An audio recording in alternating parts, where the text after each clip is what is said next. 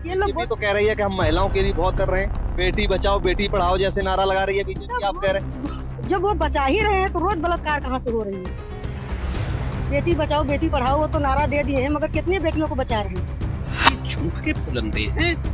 गाय को माता बताते हैं। मैं हिंदू हूँ, मैं गाय को माता मानता हूँ, लेकिन तुम ये झूठ बोलना कि हम गाय की और गौ मांस की रक्षा करेंगे। मैं पूछना चाहता हूँ देश के प्रधानमंत्री जी माननीय मोदी जी से कि जो गुजरात में आपने मीट के लाइसेंस दिए हैं 5-25 में, इनका बुलडोजर पुलिस भी है, इनका बुलडोजर सीबीआई भी है, इनका बुलडोजर इनकम टैक्स भी है, इनका बुलडोजर विजिलेंस भी है। इनके बुलडोजर कितने हैं?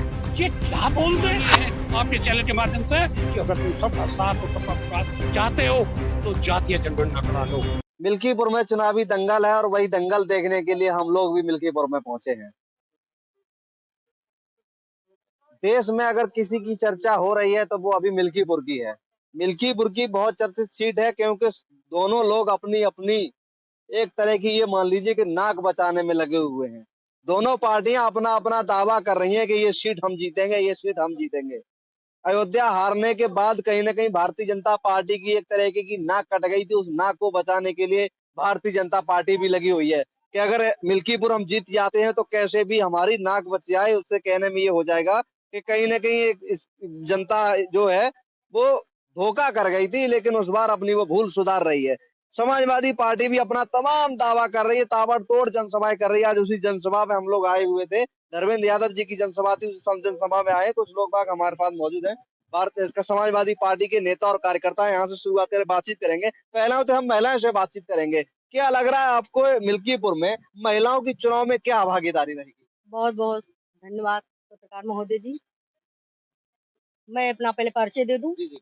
मैं शीला गौड़, समाजवादी पार्टी में राष्ट्रीय कार्यकारी सदस्य हूँ। ये भैया का बहुत भारी दलितों के बीच में प्रेम है, जो हम महिलाओं को बहुत सम्मान देते हैं। और देखिए समाजवादी पार्टी में एक ही खासियत है कि कम से कम महिलाओं को जो होते, चाहे गरीब हो चाहे अमीर हो, सबको वो सम्मानित करते हैं। और बीजेपी में तो आप देख ही रहे हैं, ये लोग बीजेपी तो कह रही है कि हम महिलाओं के लिए बहुत कर रहे हैं, बेटी बचाओ बेटी पढ़ाओ जैसे नारा लगा रही है बीजेपी, आप कह रहे हैं। जब वो बचा ही रहे हैं तो रोज बलात्कार कहाँ से हो रही है? बेटी बचाओ बेटी पढ़ाओ वो तो नारा दे दिए हैं, मगर कितनी बेटियों को बचा रहे हैं? आप महिलाओं के बीच जा रही हैं, जी। क्या लग रहा है महिला जो वोट है वो किधर जाएगा? समाजवादी वाली जा रहे हैं, साइकिल पे जा रही है भैया। इसीलिए बीजेपी वाले घबरा रहे हैं। हाँ घबरा रहे हैं, योगी जी आ रहे हैं रोज जनसभा दौड़ा कर रहे हैं, इसीलिए उनको नींद नहीं आ रही, इसीलिए तो मिल्कीपुर में दौड़ा तो कह रहे हैं कि जो अयोध्या की जनता से भूल हो गई थी वो मिल्कीपुर में सुधार लेंगे। अरे तो वो तो समय बताएगा ना कि सुधर जाएंगे तो साइकिल किधर जा रही है, तो समय बताएगा। इसीलिए वो दौड़ दौड़ के मिल्कीपुर में आ रहे हैं। क्या लग रहा है जो मिल्कीपुर से कमल खेलेगा या साइकिल लखनऊ की तरफ जाएगी? साइकिल तो लखनऊ तक जाएगी और 2027 है, मजदूरों का है, शिक्षकों का है, छात्रों का है, किसानों का है। किसी का भी कोई कार्य ये नहीं कर रहे हैं। यहाँ तक कि 7 साल हो गया इनको सरकार चलाते हुए। बिजली थर्मल पावर स्टेशन 1 मेगावाट का नहीं बैठाए हैं। और जब समाजवादी पार्टी की सरकार थी नेताजी के समय में, अनपरा में 500 मेगावाट का, आपके इलाहाबाद में ये मेजा के पास वहाँ पर थर्मल बैठाया गया, और ओबरा में 630 मेगावाट का 2-2 थे मशीन बैठा। तो हर जगह ये इन्होंने झूठ बोला है। और सेल जैसे विभाग, सेल आप जानते हैं, ये आपके सेल नहीं, SAIL Steel Authority of India नौ रत्नों में रत्न है। पूरे देश में अगर कोई कमाऊ विभाग है तो स्टील अथॉरिटी ऑफ इंडिया 9 रत्नों में सेल, गेल, भेल, वो सब फैक्ट्रियां बेचने को ये तैयार है। क्यों बेच रहे हैं भाई?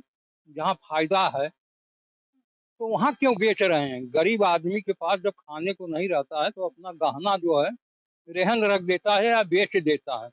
देश में ऐसी क्या स्थिति आ गई कि आपकी सरकार आने के बाद ये कौन सी गरीबी रह गई, जहाँ ये रूस में जाके कहते हैं कि 2014 के पहले इंडिया जो है कि निराशा हताशा के गर्त में डूबा था। और जब मैं आया हूँ तो सही हो गया। जब सही हो गया तो काहे आप इसको बेच रहे हैं?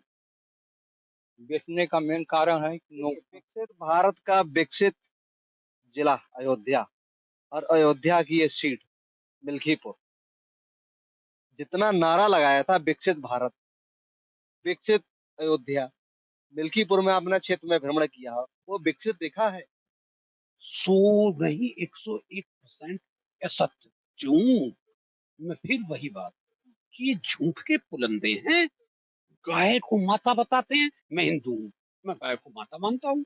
लेकिन तुम ये झूठ बोलना कि हम गाय की और गौ मांस की रक्षा करेंगे। मैं पूछना चाहता हूँ इस देश के प्रधानमंत्री जी माननीय मोदी जी से कि जो गुजरात में आपने मीट के लाइसेंस दिए हैं 5, वो किसने दिए और क्यों दिए?